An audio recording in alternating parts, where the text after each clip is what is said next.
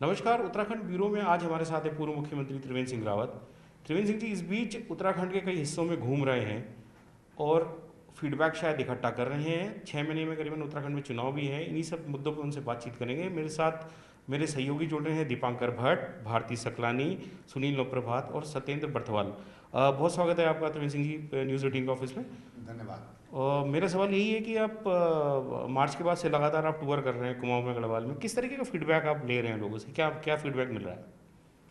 देखिए, कुछ तो मेरे जो भ्रमण थे वो मिलने जुलने के थे, और अभी अभी जो 5 दिन का दौरा मैं करके आया हूँ, सीमांत दर्शन इस थीम के साथ में गया था। और उसके पीछे राज्य में जो पर्यटन की दृष्टि से महत्वपूर्ण हमारे डेस्टिनेशन हो सकते हैं, उन स्थानों पर मैं गया था। स्वाभाविक रूप से जब क्षेत्र में जाते हैं तो कार्यकर्ताओं की फीडबैक मिलती है, पब्लिक से भी फीडबैक मिलती है। तो मैं कह सकता हूँ कि पूरे राज्य में पॉलिटिकली अगर हम देखें तो उत्तराखंड की जनता भारतीय जनता पार्टी को दोबारा सत्ता में लाना चाहती है। जी, आपने अभी ये बात कही कि आपने बीजेपी के वर्कर से भी इंटरेक्शन करा है और फीडबैक मिला है कि बीजेपी के लिए माहौल यहाँ ठीक है। ये किस आधार पर है मुख्यमंत्री जी? क्योंकि लोग तो यही सवाल कर रहे हैं, आप सीएम थे मार्च में, आपको रिप्लेस करके नया चेहरा आया, फिर उनको रिप्लेस करके तीसरा चेहरा आ गया, तो यहाँ तो बड़ा नेगेटिव फीडबैक क्या नहीं मिला?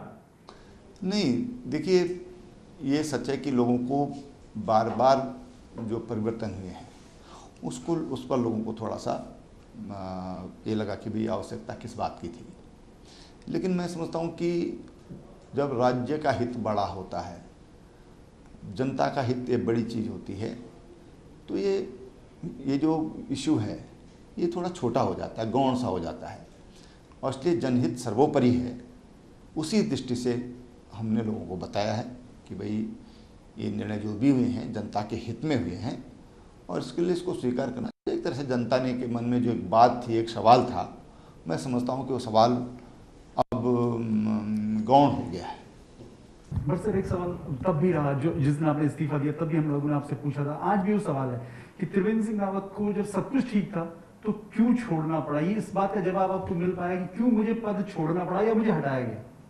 नहीं, देखिए, ऐसा है कि पार्टी ने नए युवा ऊर्जावान चेहरों को जगह दी है। तीरथ सिंह जी भी हों, वो भी युवा थे, छोटे थे, आज धामी हैं और युवा हैं। तो मैं समझता हूँ कि युवा ऊर्जा आज भारतीय जनता पार्टी को मिली है, सरकार को मिली है, तो युवा ऊर्जा और अच्छे तरीके से काम करेगी। आपने उस दरमियान, आपको याद होगा कि एक कार्यक्रम में आप शामिल हुए थे और उस टाइम आपने अभिमन्यु का जिक्र किया था कि अभिमन्यु का चक्रव्यूह जैसा होता है।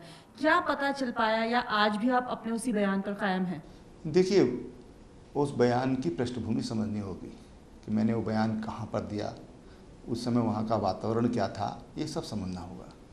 कार्यकर्ताओं में बहुत ज़्यादा आक्रोश भी था, और मैं कहूँ कि गम का माहौल था। मैं स्वयं उस प्रोग्राम में 1-1.5 घंटा लेट पहुंचा था। इसलिए पहुंचा था लेट कि मुझे ये पता चला कि वहाँ पर कार्यकर्ता काफ़ी इमोशनल हो रहे हैं, और मैं इस प्रोग्राम में लेट करते हुए मैंने कहा कि भाई जब मैं आऊँ तो मेरे सामने किसी के भाषण नहीं होना चाहिए।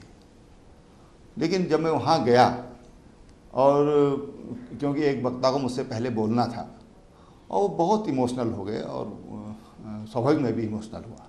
जब मेरे क्षेत्र के कार्यकर्ता जिन्होंने मुझे कंधे पर चढ़ाकर यहाँ तक पहुँचाया है वो इमोशनल है, तो मैं भी इमोशनल हुआ। तो मैंने उनको कहा कि भाई गम से बाहर निकलो, इस तकलीफ़ से बाहर निकलो, कोई बात नहीं। और इसलिए उस बयान को केवल उसी परिप्रेक्ष्य में, क्योंकि वो ऐसे मौके आयोजन पर था जो होली मिलन के नाम पर था, और जब खुशी का, रंगों का त्यौहार है, और वहाँ पर अगर वातावरण इमोशनल होता है तो थोड़ा कार्यकर्ताओं को उसे बाहर निकालने के लिए कुछ बातें कहनी होती। सर, फ्यूचर प्लान क्या है? चुनाव लड़ेंगे या नहीं लड़ेंगे? सेंटर पॉलिटिक्स में जाएंगे या स्टेट में बने रहेंगे? तो देखो, न मैं अपनी मर्जी से राजनीति में गया, और राजनीति में भेजा गया तो न मैं अपनी मर्जी से विधानसभा चुनाव लड़ा, न मैंने कभी मंत्री बनने को कहा, न कभी मुख्यमंत्री को बनने को कहा। पार्टी ने जो निर्णय किया मैंने उसको स्वीकार किया। पार्टी मेरे बारे में जो निर्णय लेगी उसको स्वीकार करेंगे।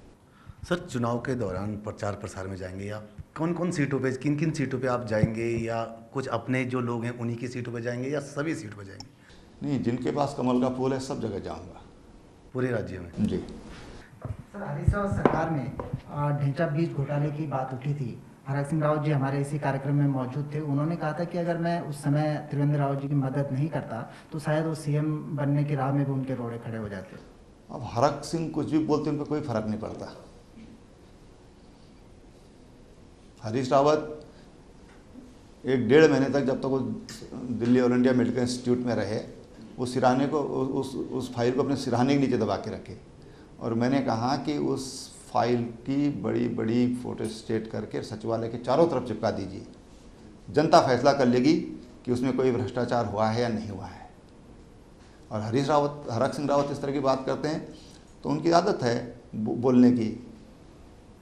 सर, एक सवाल ये कि जब तक बीजेपी जब उत्तराखंड में रही तो एक निशंक गुट, खंडूरी गुट, कोश्यारी गुट, अब वो लोग लगभग खंडूरी कोश्यारी जी लगभग राजनीति से बाहर हो चुके हैं। लेकिन आप त्रिवेंद्र रावत का गुट, या आपको लगता है बीजेपी अभी गुट की राजनीति पे चल रही है या अब गुट की राजनीति बीजेपी में खत्म हो चुकी है? नहीं, भारतीय जनता पार्टी की राजनीति गुट निरपेक्ष है। हम सब लोग एक ध्येय के लिए काम करते हैं, एक उद्देश्य के लिए काम करते हैं। वो सब क्लियर है कि हमको क्या काम करना है। सबकी दिशा एक है। कभी कभी हल्की सी कोई मन मुटाव होता है, लेकिन उसका मतलब ये नहीं है कि हम अलग हो गए हैं, दूसरा अलग हो गया है। राही हम सब एक ही पथ के हैं। सर, देवस्थानम बोर्ड आपने बनाया था, लेकिन सर अब एक बड़ा इश्यू बनता जा रहा है। देवस्थानम बोर्ड इशू समाप्त हो चुका था, अगर आप देखें तो। और देवस्थानम बोर्ड मैं आज भी कहता हूँ कि ये दुनिया के 125 करोड़ हिंदुओं की सुविधा की दृष्टि से बनाया गया था। आप देश में देखिए, जहाँ जहाँ भी बोर्ड बने हैं, ट्रस्ट बने हैं, उत्तराखंड में जाइए, आप ज़्यादा दूर जाने की ज़रूरत नहीं है। जागेश्वर धाम ट्रस्ट बनाया, वहाँ के लोगों ने स्वेच्छा से बनाया, जिलाधिकारी को उसका अध्यक्ष बनाया। आप वहाँ पर देख लीजिए कितना बड़ा चेंज है। लेकिन सर, इसमें सवाल ये है कि आपका इंटेंशन ठीक था, लेकिन कहीं ऐसा तो नहीं हुआ कि बैठे बैठाए मधुमक्खी के छत्ते में हाथ डाल दिया? आपसे पहले के आपके बाद जो मुख्यमंत्री आए तीरथ सिंह रावत, उन्होंने कहा कि मैं इसको ख़त्म करना चाहता हूँ। अभी धामी जी हैं मुख्यमंत्री, उन्होंने एक एक्सपर्ट कमेटी इसमें बैठा रखी है। जब किसी के अधिकार नहीं छीने जा रहे तो विरोध हो कौन रहा? ऐसा है कि कई बार सुधार करने के लिए कुछ गालियां भी झेलनी पड़ती हैं, कुछ बुराइयां भी झेलनी पड़ती हैं। लेकिन अगर हम कोई सुधार करना चाहते हैं और हमको ये पता है कि इससे राज्य का भला होने वाला है, इससे जो हमारे धार्मिक स्थान हैं उनका जो आभा मंडल है वो बढ़ सकता है, तो हमको करना चाहिए। आप ये कह रहे हैं कि जो पॉलिटिकल जहर है ये सारे इशू से जो निकल रहा है, वो कहीं ना कहीं आप उसमें विलन बन गए? नहीं, मैंने ये तो नहीं कहा मैं विलेन बन गया, लेकिन विलेन अगर बनते हैं तो कोई दिक्कत नहीं है। अच्छे उद्देश्य के लिए अगर बनते तो कोई प्रॉब्लम नहीं है हमको। मैंने कहा कि हमारी दिशा, हमारी सोच, हमारा उद्देश्य ये क्या है, अगर हम क्लियर हैं उसको लेकर के तो विरोध हो रहा है। आज किसान आंदोलन का विरोध हो रहा है। जब वैष्णो माता ट्रस्ट बना था, क्या विरोध नहीं हुआ था? आज सब जाते हैं, यही लोग जाते हैं। जब हमने यहाँ से टीम भेजी वहाँ पर कि जाओ भाई देख के आओ जरा, साईं बाबा का अध्ययन किया गया, तिरुपति बालाजी का अध्ययन किया गया, सोमनाथ जी का अध्ययन किया गया। सबने कहा साहब बहुत अच्छा है, ऐसी व्यवस्था होनी चाहिए। हम व्यवस्था तो वैष्णो देवी जैसा चाहते हैं, लेकिन वैष्णो देवी जैसा सिस्टम नहीं बनाना चाहते। अगर हम वैष्णो देवी जैसी व्यवस्था चाहते हैं तो हमको वैसा सिस्टम भी बनाना पड़ेगा। अगर सिस्टम नहीं बनाएंगे तो फिर 2013 जैसी घटनाएं होती रहेंगी। सर, क्या आपको कहीं ये लगता है कि इसमें कुछ चूक हुई है कि सभी लोगों से राय मशवरा नहीं किया गया? पार्टी के अंदर भी मतभेद इस मुद्दे पर रहे? पार्टी के अंदर जिन लोगों ने इस पर सवाल उठाए हैं उन लोगों ने इनके सामने रखा गया था। अगर उनको कोई आपत्ति थी तो उस समय कहना चाहिए था। सर, गैरसैंण आपने समर कैपिटल बनाई, जो आपका रोड मैप था फ्यूचर का, हम देख रहे हैं कि वो लगभग ठप सा पड़ा हुआ है। नहीं, देखिए, गैरसैंण के लिए जो भी औपचारिकताएं थी वो पूर्ण हो गई है, उसका अध्यादेश हो गया है। आज वो रिकॉर्ड में उत्तराखंड की ग्रीष्मकालीन राजधानी है।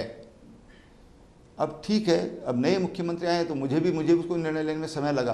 अब नए मुख्यमंत्री आए हैं, अभी निर्णय जो आगे जो काम बढ़ाना है उस पर हमको, वहाँ पर हमको कोई ज़मीनें थी जो हम चाहते थे कि हम उसको राजधानी क्षेत्र के लिए उसको हम लें। वहाँ पर उन लोगों से बातचीत भी हो रही है, काफ़ी लैंड वहाँ पर उपलब्ध है जहाँ पर हम राजधानी की दृष्टि उसको विकसित कर सकते हैं।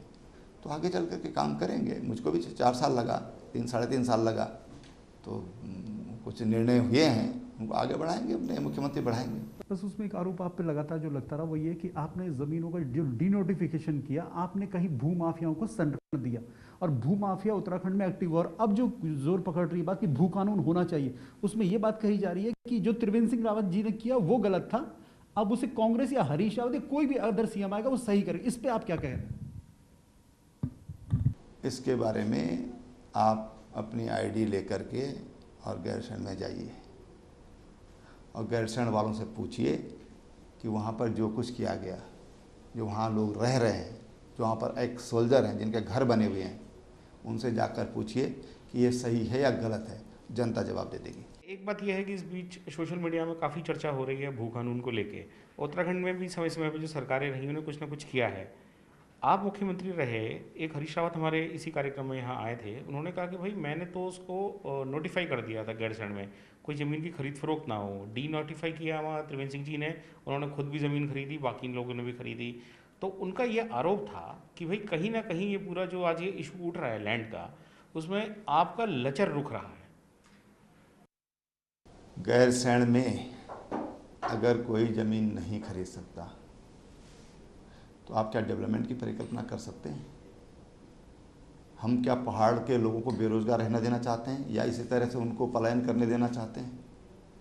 पहाड़ में क्या हम रोज़गार नहीं चाहते हैं? और रोज़गार चाहते हैं तो क्या उद्योग हमारे, होटल्स हमारे, पर्यटन स्थल हमारे हवा में विकसित होंगे? लेकिन सर एक खतरा तो बना रहेगा, जो आप लोगों ने सिडकुल खोले, ग्रोथ सेंटर खोले, आज भी 165 इंडस्ट्रियां बंद हो गई हैं सिडकुल में, ग्रोथ सेंटर में, लेकिन उस ज़मीन पे आज भी काबिज हैं। भाई मुझे बताइए उसका इससे क्या संबंध है? दुकानें खोलते हैं लोग, बंद हो जाते हैं, अस्पताल बनाते हैं, उसमें आप बंद हो जाते हैं। ये चलता रहेगा ये खेल तो। लेकिन क्या हम संभावनाएं बंद कर दें? संभावनाएं बंद नहीं होनी चाहिए, संभावनाएं बनी रहनी चाहिए।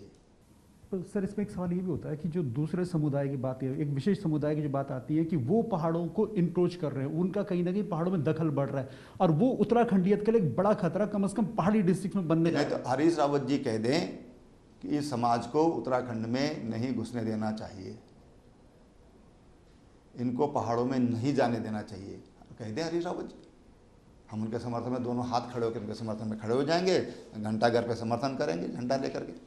ऐसा सर एक सवाल आपकी पॉलिटिक्स को लेके, आपके अभी 60s के नज़दीक आप पहुँचे हैं, अब आगे जो राजनीति है वो एक्टिव गवर्नमेंट में रहने का मन है या इस संगठन की सेवा करने का मन है? क्योंकि आप खुद सत्ता में रह चुके, तो सत्ता हर नेता की एक चाहत रहती है सर। नहीं, सबक रहती है, ठीक बात है, लेकिन उस चाहत पे नियंत्रण होना चाहिए। हम एक टांग कब्र में गई हुई है और तब भी हम क्लप लगा हुआ कुर्ता पहन कर हम कहें कि चलो भाई हम चुनाव लड़ेंगे, ये नहीं होना चाहिए। सर आपके कार्यकाल में, आपके कार्यकाल से लेकर अभी तक कर्मकार कल्याण बोर्ड जिसका 300-400 करोड़ का बजट हो, आज भी वो विवाद सुलझ नहीं पाया, जो श्रमिकों को लाभ मिलना था उसके चक्कर में पूरा लिंगर होने। इसमें बोल्ड निर्णय लेने की जरूरत है। जिसके जो अधिकार हैं वो उसको दिए जाने चाहिए। अगर कर्मकार कल्याण बोर्ड के अध्यक्ष को जो राइट हैं वो मिलने चाहिए। ये कहाँ पे लूप हॉल है सर? आज तक सॉल्यूशन नहीं निकल पाया।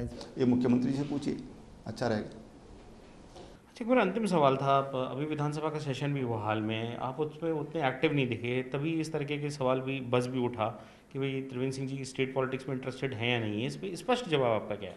राजनीति में सवाल उठते रहते हैं और समय उनका जवाब देता रहता है।